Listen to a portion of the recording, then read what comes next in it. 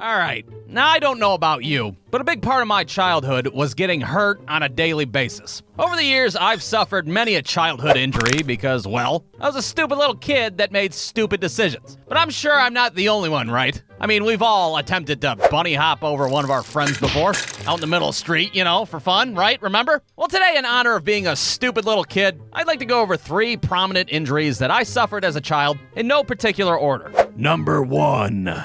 Alright, now if you guys weren't sliding down your stairs with a sleeping bag when you were a kid, I don't know what the fuck you were doing with your life. To me as a child, there was no cheaper adrenaline rush than going 0 to 60 down 14 steps in your living room. And sure, I'd get hurt. I'd get hurt all the time. But it didn't matter because that fucking staircase would call out to me all the time. Hey, you little 8-year-old bitch. I bet you can't slide down my ass with your fucking Steve Urkel sleeping bag. Oh, bitch-ass stairs, I'm not afraid of you. You're on.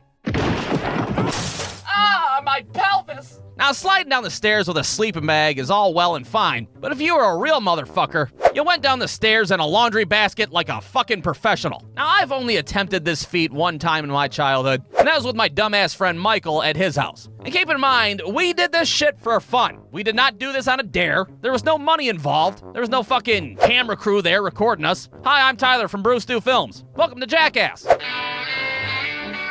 Nope, just 2 kids, a laundry basket, and a dream. That's all we needed. I mean, we did have adult supervision, all right? We weren't complete maniacs. We had fucking Michael's drunk-ass stepdad passed out in the living room. It'll be fine. And in our heads, this little stunt was gonna work flawlessly. We were gonna maneuver this Kmart laundry basket down a flight of steps, maybe do a fucking victory wheelie on the bottom landing, then probably pop champagne bottles in the winner's circle of the goddamn laundry basket classic. But instead of that happening, well, something like this happened instead. We crash onto the landing like we're on the ass end of a Home Alone booby trap. The laundry basket explodes on impact. Michael's stepdad wakes up and he's like, "Oh shit, are you boys all right? Somebody call 911. Nah, just kidding, that didn't happen. His ass was so drunk he didn't even fucking wake up when we fell down the stairs. Piss off, officer, I'm fine, I only had 2 beers. But if he had woken up, he would have woken up to the scene of 2 broken children at the bottom of a staircase. Not only did I bite the shit out of my tongue on the way down, but I fucked my right shoulder up 6 different ways to Sunday. Now, did I dislocate my shoulder? Did I possibly break my clavicle in half? I have no idea, because I didn't tell anybody about it afterwards. All I know is that my shoulder fucking hurt for multiple months afterwards, and I lost a good 12 miles an hour off my Little League fastball. Hell, even today as an adult, if I wipe my ass too quickly on the toilet, I get a sharp pain in between my fucking shoulder blades.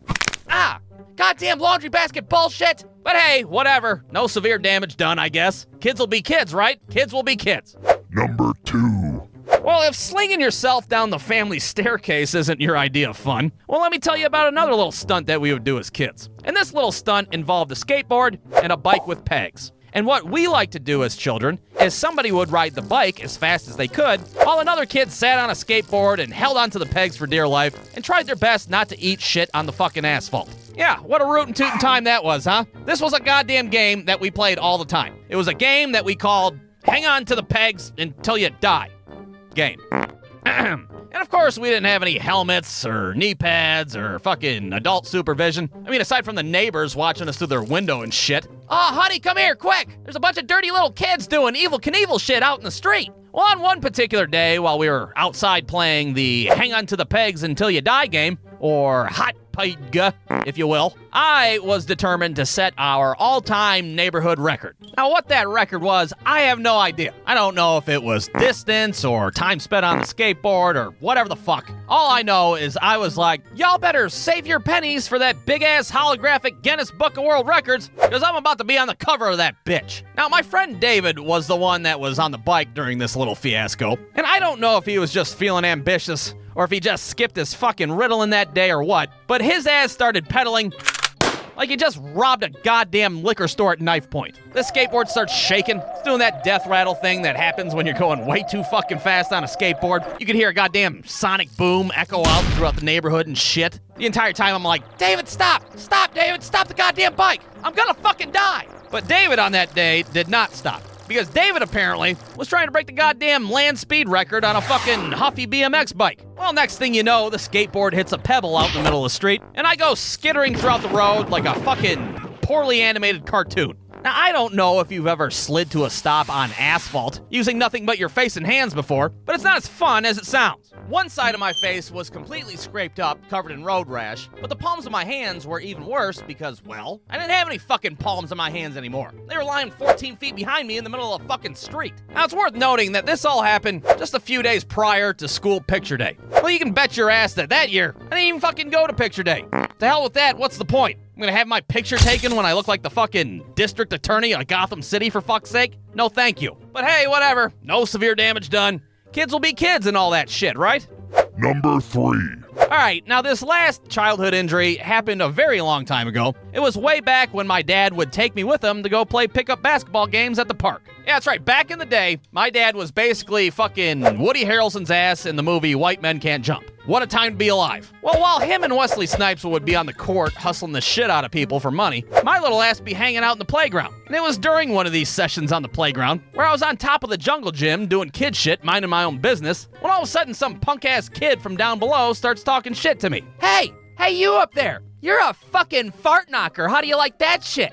Now, at first, I was just confused, because I had no idea who this kid was, or why he was throwing out unsolicited fart knocker insults all willy-nilly. But this little freckled fuck just kept going on and on and on. Yeah, I'm talking to you, you dick toucher. You like to touch all the gross dicks, don't you? So I lean over the railing and look down, and I'm like, hey, motherfucker, the only dick I touch is my own, you piece of shit. Or whatever the hell I said. Look, I don't have the exact transcript of this conversation, all right? It doesn't matter what was said. What matters is, 5 seconds later, I lean a little too far forward, and I accidentally fling myself over the railing. So I plummet 15 feet to the ground, and I cracked the back of my head so hard that I swear I forgot what the fuck my middle name was. Well, that little freckled piece of shit thinks I just died on impact, so he's like, sorry I said all those things about you touching dick.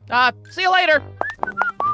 Now look, I'm not gonna lie here. After falling and cracking my head on the ground, I cried like a little schoolboy bitch. Now, thank God my dad was right there, fucking on the whole other side of the park, still playing basketball, so he didn't hear me crying like a big fucking wussy crybaby. I eventually calmed down, and it's pretty apparent that I sustained a head injury of some sort. There's a pretty significant ringing going on in my ears. The outside is all of a sudden a lot brighter than I remember it being. Now, did I suffer a concussion of some sort? Did I possibly fracture my fucking skull? I have no idea, because I didn't tell anybody afterwards. Naturally. All I know is that I got in the car to go home that day, and I just pretended that nothing even happened. Boy, I sure hustled the shit out of those guys. How was the playground? Did you have fun? Playground? What's a playground? What the fuck is my middle name? But hey, whatever. Kids will be kids. No big deal. I was fine. Who cares if I had to fucking relearn how to write my name in cursive? I figured it out. It's not a big deal. So there you have it. There's 3 childhood injuries that stand out in my mind. And if you guys like this video, well, guess what? I could probably make 2 or 3 more cartoons on the same subject because I fucked myself up on a regular basis as a kid. The end. brewstew.com